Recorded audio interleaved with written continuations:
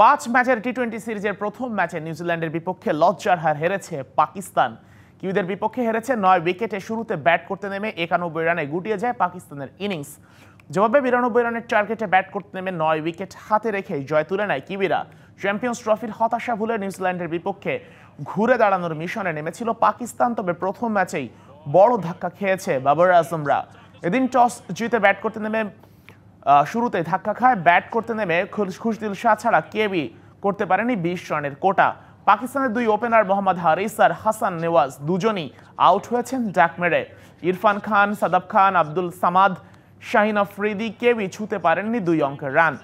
শেষে 91 রানে শেষ হয় পাকিস্তানের ইনিংস। জবাবে ফিন এলেন টিম রবিনসনের ব্যাটিংয়ে জয়ে পৌঁছে যায় ব্ল্যাক ক্যাপরা।